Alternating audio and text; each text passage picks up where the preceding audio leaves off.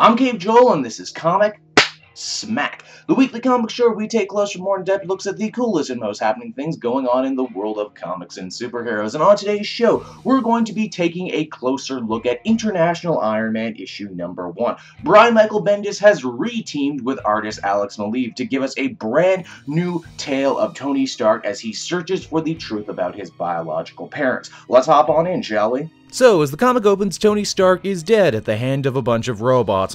Well, this was a short comic. Thanks for watching, everybody. Be sure to like, subscribe, favorite, and check out some other videos I have on offer from the channel. Nah, I'm screwing around. He's not dead. He is, however, very injured. So injured, in fact, that he's forced into a flashback. Don't you love it when that happens, when characters get hit so hard they knock memories loose? Tony remembers his life 20-odd years ago when he was a student studying overseas in London. Yes, the book is called International Iron Man, and international it is indeed. It must be a day that ends in Y in London because a soccer riot breaks out, but it's not all bad. Tony ends up spying a beautiful woman from across the fight and escapes with her on foot. It would seem Tony's had an eye for this woman for quite some time now, but only recently has he worked up the courage to come and talk to her. And weirdly enough, they actually are already sort of aware of each other.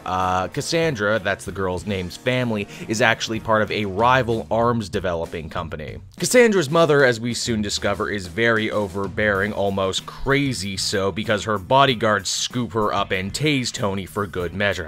The things we do for love, am I right? The two young people do, however, get a chance to rendezvous for a lunch date at the school cafeteria the next day. It's here they talk about life in their respective families. Tony says how he hasn't talked to his own father in a very long time, and he's currently putting himself through school using the money he's earned from patents that he has. Cassandra says it's like the two have some sort of unspoken mystical bond between the two of them and invites him to dinner with her family. You know, these two are a lot alike. They say there's a connection between them. I wonder, in a book that's all about Tony trying to find his biological parents, is it possible that maybe he found a sister along the way? Wouldn't that be a twist? If I'm right about this, you all owe me a Coke. At the dinner, Cassandra's parents talk over and talk around Tony like he wasn't even there. It's super annoying, and I'm sure we've all been in situations just like this. Tony, however, stands his ground and actually ends up having a nice time in spite of himself. The mother invites them back to their house, but it's at that point a car full of Hydra agents show up and spray the party with gunfire. Hydra is angry at Cassandra's mom for selling weapons to their oppressors, and in doing so are ready to kill her then and there.